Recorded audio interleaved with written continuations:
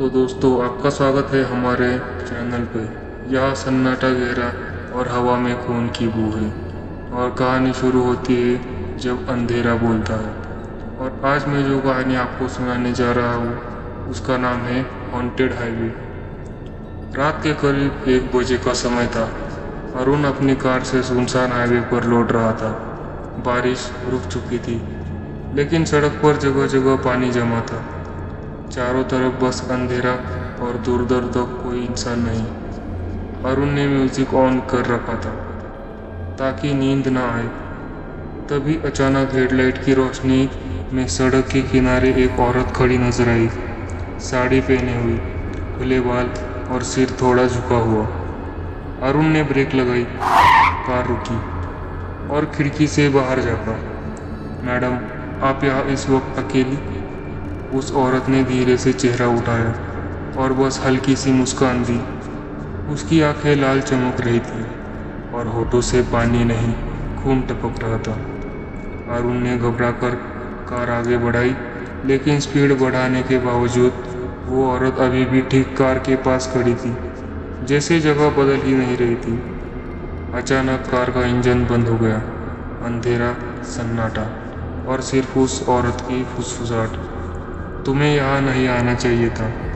अरुण के हाथ पांव ठंडे पड़ गए और तभी रियर व्यू मिरर में उसने देखा वो औरत अब कार की ब्रेक सीट पर बैठी थी।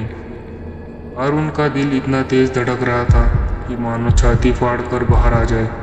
उसने धीरे धीरे रियर व्यू मिरर में दोबारा देखा।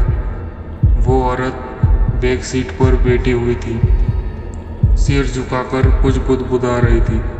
अरुण ने हिम्मत जुटाकर चाबी घुमाई। इंजन फिर से चालू हो गया। उसने तुरंत एक्सीलेटर दबाया और कार को पूरी स्पीड पर ले गया।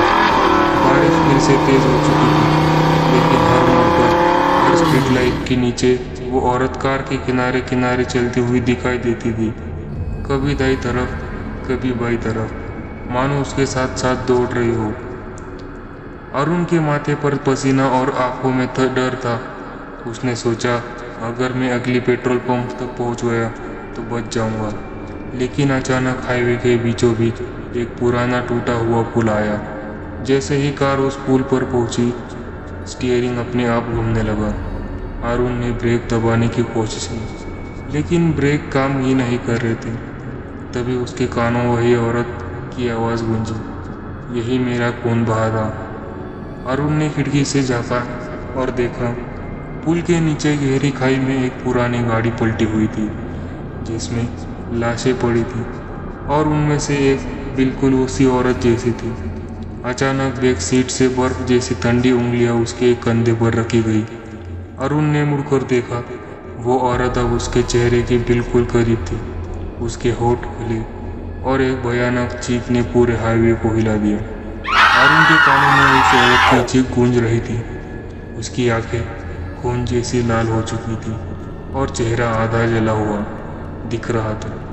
अरुण एक झटके में स्टीयरिंग घुमाया और कार पुल से नीचे गिरने से पहले किनारे रोक दी। लेकिन अब वो औरत कहीं नजर नहीं आ रही थी।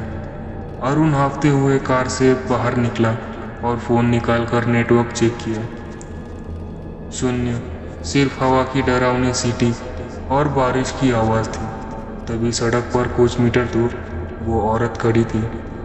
उसने धीरे धीरे अपना सिर उठाया और कहा, तू भी यही मरेगा जैसे बाकी मरे थे। अचानक पीछे से दर्जनों लोगों की चीखें सुनाई देने लगी। अरुण ने मुड़कर देखा, हाईवे पर अलग अलग जमाने के कपड़ों में खून से लथपथ भूत खड़े थे। कोई साइकिल पर, कोई पुरानी जीप में, कोई पैदल। उन सबकी आंखें एक जैसी काली काली, बिना पुतलियों की। अरुण ने कार का दरवाज़ा खोला और अंदर बैठते ही एक्सीलेटर पूरी ताकत से दबा दिया।